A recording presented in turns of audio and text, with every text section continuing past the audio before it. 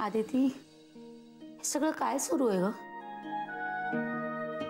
Avinash sir असं कसं ठरवू शकतात?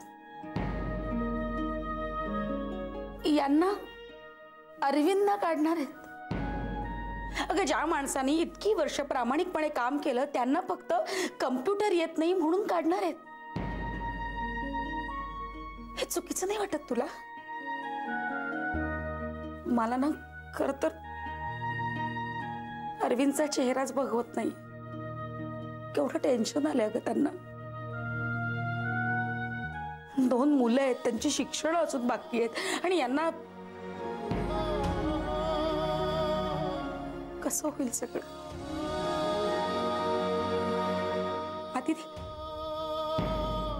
तू बोल ना सरांशी. मी बोलेन. मलाही खूप वाईट वाटतंय नंदिनी मॅडम, पण तू बोल, कारण मला खात्री आहे सर तुझं नक्की ऐकतील. तुझा शब्द ते टाळूच शकत नाही. मी बोलणार आहेच सरांशी. मला माहित नाही सर माझं ऐकतील की नाही, पण मी माझ्या परीने पूर्ण प्रयत्न करेन.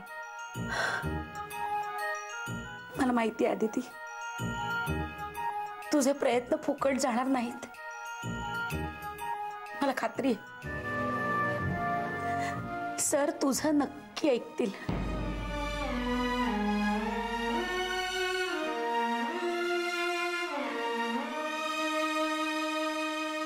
कदम, प्लीज असे खचून जाऊ नका.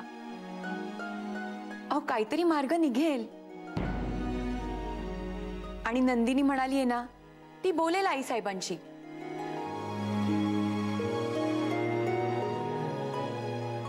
काका, काही झालं तरी आम्ही आहोत तुमच्या बरोबर. तांगडे, ए तांगडे, काय झालं म्हणून काय विचारतोयस? अरे, इंटरव्ह्यू साठी कॅन्डिडेट्स आलेत. कॉन्फरन्स रूम मध्ये इंटरव्ह्यू होणार आहेत. तेव्हा चहा पाण्याची सगळी व्यवस्था नीट कर. काय कोणाचाही खोळंबा होता कामा नये. ओके? नवरे, 1 मिनिट, मला जरा बोलायचंय तुमच्याशी. मला खूप कामं आहेत. नाही, कामं आम्हालाही आहेत. सगळेच इथे कामं करायला येतात. पण मला जरा बोलायचंच आहे. अत्यंत प्रामाणिकपणे काम करणाऱ्या एका एम्प्लॉईच्या बाबतीत जर असं घडत असेल तर तुम्हाला जाब नको विचारायला?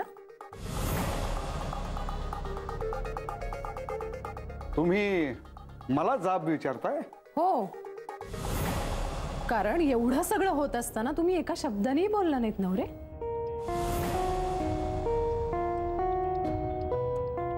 नवरे, थोडी तरी माणुसकी दाखवायची.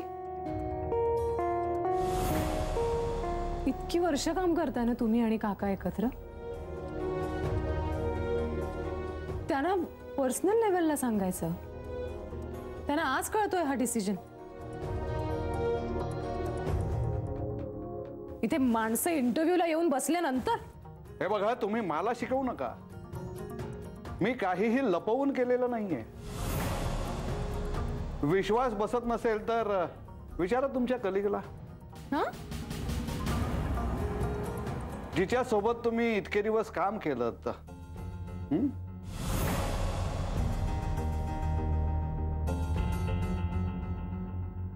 त्यांना ड्राफ्ट दाखवूनच मी पुढे पाठवला.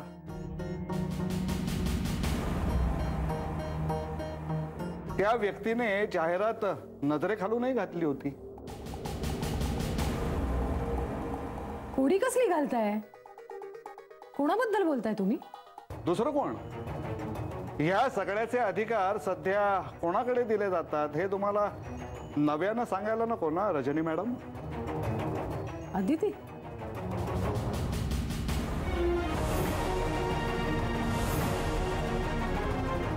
Yes, Aditi madam.